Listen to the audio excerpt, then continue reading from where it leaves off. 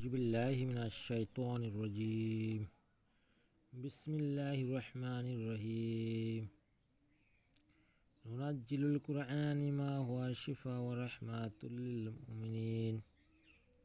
সকল প্রশংসা সেই রব্বুল আলামিনের, যে রব্বুল আলামিন আমাকে এবং সকল মানুষকে এবং সকল মাখলুকাতকে সৃষ্টি করেছে, সেই রব্বুল আলামিনের প্রতি শুকর আদায়। সকলে বলে আলহামদুলিল্লাহ। আজকে আমি আপনাদের মাঝে যে তদবিরটি নিয়ে হাজির হয়েছি, এই তদবিরটি হলো একটি বশীকরণ ও মহাব্বতের তদবির, যা আপনি দূর থেকে বশীকরণ বা মহাব্বত তৈরি করতে পারবেন। এই তদবিরের দ্বারা খুবই সহজ প্রক্রিয়ায় আপনি বশীকরণ এবং বাধ্যকরণ করতে পারবেন।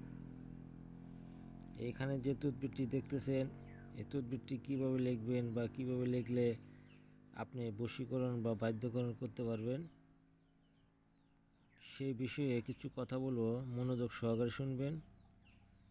যারা এই তদবিরটি করতে চান তারা অবশ্যই এটা স্ক্রিনশট মেরে রেখে দেবেন এবং সুন্দর করে তদবিরটি করার চেষ্টা করবেন।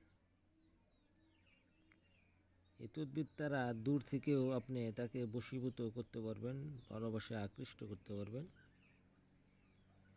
তার আগে আপনাকে এইখানে যে লেখাগুলো রয়েছে, যে অক্ষরগুলো রয়েছে, ঠিক সেইভাবে সুন্দর করে অক্ষরগুলো হুবহুব একই রকমভাবে 3টি নকশা আপনাকে তৈরি করতে হবে।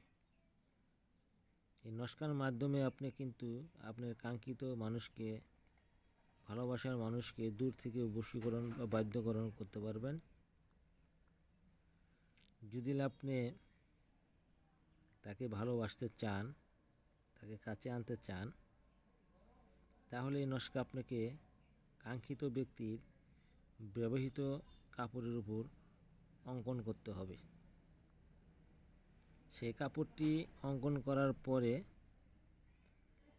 আপনাকে একটি কাপড় কোনো গাছের ডালে, উঁচু ডালে বেঁধে রাখতে হবে, আর একটি নকশা আপনাকে আগুনে পোড়াতে হবে, আর একটি নকশা লিখে আপনি নিজে ব্যবহার করতে হবে। এই 3টি নকশা আপনাকে লিখতে হবে। 3টি নকশা লিখে যদি আপনি সঠিক নিয়মে কাজটি করতে পারেন, তাহলে অবশ্যই আমি আশা করি সেই ব্যক্তি আপনার বশীভূত এবং বাধ্যগত হয়ে যাবে এবং তাকে আপনি আপনার প্রেমে পাগল করতে পারবেন। কাজটি করার আগে অবশ্যই আপনাকে ভালোভাবে পাক পবিত্র হয়ে এই নকশা অঙ্কন করতে হবে এবং নকশাটি লেখার সময় যেন কোনোভাবেই ভুল না হয়। ভুল হলে কোনোভাবেই হবে না। আশা করি কথাগুলো বুঝতে পারছেন। কাজগুলো সঠিকভাবে করার চেষ্টা করবেন। যারা আমার চ্যানেলটিকে সাবস্ক্রাইব করেন নাই, চ্যানেলটা সাবস্ক্রাইব করে দিবেন, যাতে আমি আপনাদেরকে এরকম তদবির আরও দিতে পারি। এই তদবিরের মাধ্যমে যাতে আপনারা কাজ করতে পারেন, ভালো তদবির পেতে পারেন। তদবিরটি আপনি যখন প্রয়োগ করবেন তখন এর গুণাগুণটা বুঝতে পারবেন। আপনি নিজে প্রয়োগ না করতে পারলে, নিজে সুন্দর করে না লিখতে পারলে, আপনি কোনো হুজুর বা মক্তবের ছাত্রকে দিয়ে লিখিয়ে এই আমলটি স্বয়ং সম্পন্ন করবেন। অবশ্যই যখন এই আমলটি লিখবেন তখন কাঙ্ক্ষিত ব্যক্তির বাড়ির দিকে মুখ করে আপনাকে লিখতে হবে। আসসালামু আলাইকুম।